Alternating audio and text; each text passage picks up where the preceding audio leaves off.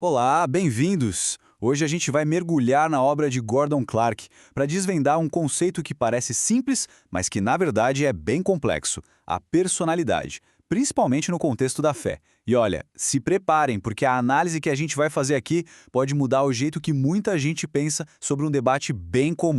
Todo mundo já ouviu essa história, né? A eterna batalha entre a cabeça e o coração. De um lado, o intelecto, a razão, a lógica pura. E do outro, o coração, com a emoção, o sentimento. No campo da fé, então, essa oposição muitas vezes é colocada bem no centro de tudo. Mas será que essa é a verdadeira questão? Ok, vamos analisar isso mais a fundo. Essa grande pergunta, a fé é sobre a cabeça ou o coração, ela domina muitas discussões por aí.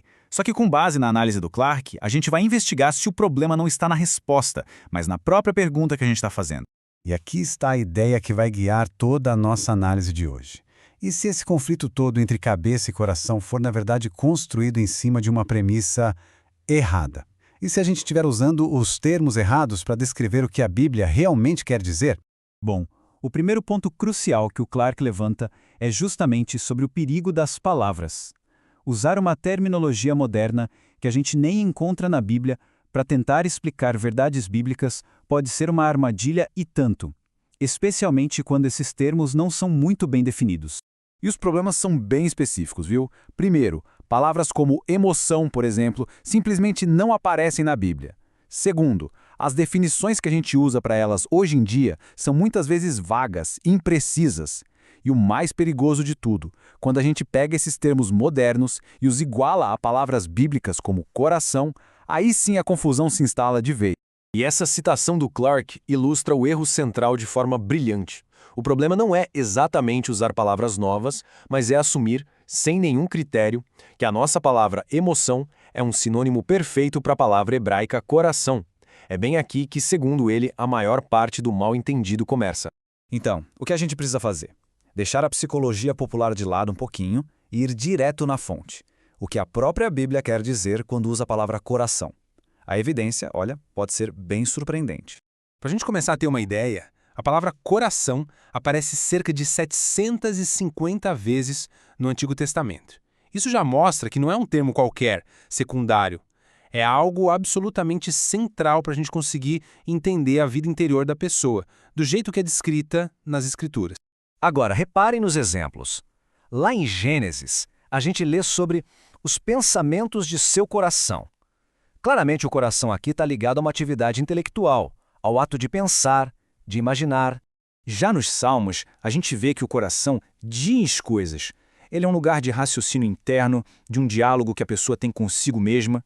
Uma função que hoje, sem pensar duas vezes, a gente associaria à mente, concorda? Em Isaías, o coração é o órgão do entendimento. A falta de entendimento é descrita como um coração que não consegue compreender. De novo, uma função que é puramente intelectual. E aqui, para fechar, o coração também é associado à memória, à capacidade de recordar. Então vamos lá. Pensar, falar, entender, recordar. Todas essas são atividades que, na nossa linguagem de hoje, pertencem à cabeça. Então vamos fazer um teste bem simples que o próprio Clark propôs para ver se essa definição popular se sustenta. O que acontece se a gente simplesmente substitui a palavra coração por emoção nesses versículos todos? O resultado é absurdo. A frase "disseram os nécios em suas emoções, não há Deus" simplesmente não faz o menor sentido. E isso se repete em dezenas de outros versículos. Fica bem claro que coração e emoção não são palavras que a gente pode trocar uma pela outra. Bom, se coração não é só emoção, então o que é? Agora a gente vai passar da desconstrução para chegar na conclusão do Clark sobre qual é o verdadeiro significado bíblico desse termo. Então o ponto crucial é este. Na Bíblia, coração não é uma parte da pessoa em oposição a outra parte. É a pessoa inteira. É a sede da consciência, é o eu interior que engloba todas as atividades. Pensar, sentir e querer. Tudo junto.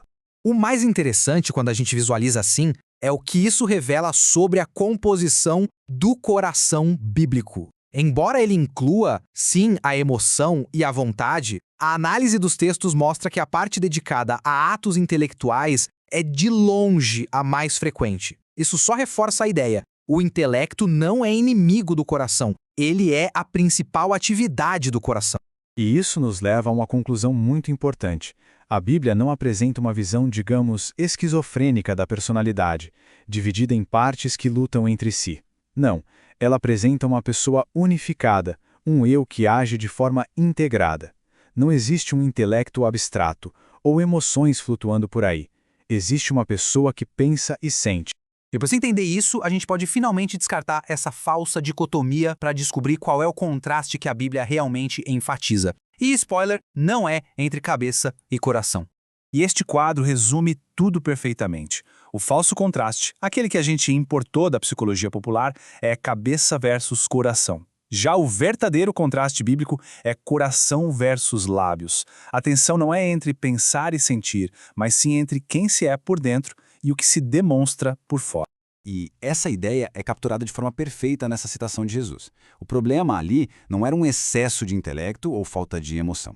O problema era uma desconexão total entre a expressão externa, os lábios, e a realidade interna da pessoa como um todo, ou seja, o coração. E assim a gente termina com uma pergunta para reflexão.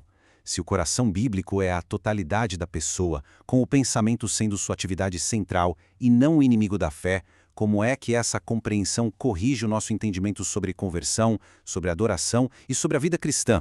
A resposta para isso, de fato, pode mudar tudo.